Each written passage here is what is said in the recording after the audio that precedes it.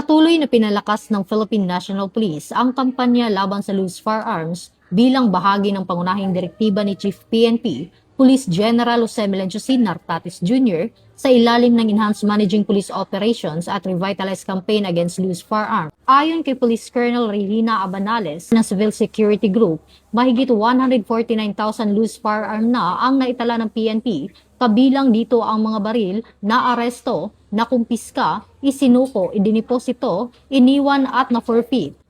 Ipinaliwanag ni Police Colonel Abanales na patuloy ang pagsasagawa ng PNP ng Uplan Bakal Sita, mahigpit na checkpoint operations at pagpapatupad ng mga search warrant upang mabawi ang mga iligal na baril na maaaring magamit sa paggawa ng krimen.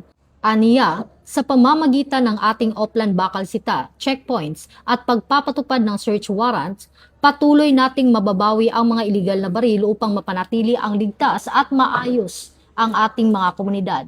Dagdag pa niya, ang mga nakukumpiskang loose firearms ay maayos na itinatala at iniimbak sa iba't ibang tanggapan ng PNP, kabilang ang Regional Civil Security Units, mga himpilan ng pulisya, at mga supply ng accountable offices ng Police Provincial Offices alinsunod sa umiiral ng mga alituntunin. Ang pangunahing direktiba ngayon ng ating Chief PNP ay paigtingin ang kampanya laban sa loose firearms. Kung matatandaan nyo, isa sa kanyang focused agenda under the Enhanced Managing Police Operation, yung Revitalized Campaign Against Loose Firearms.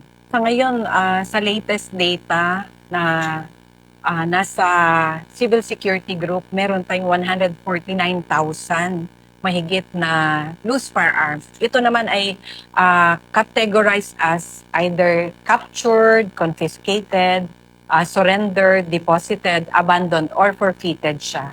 Hinihikayat din ng opisyal ang publiko na maging katuwang ng PNP sa paglaban sa iligal na pagmamay-ari ng baril sa pamamagitan ng agarang pag-uulat ng anumang impormasyon sa pinakamalapit na himpilan ng pulisya o sa Unified 911.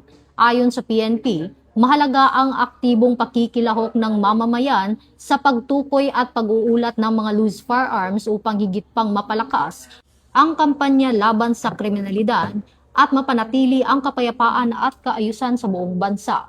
Alinsunod sa advokasya ng bagong PNP para sa bagong Pilipinas, serbisyong mabilis, tapat at nararamdaman.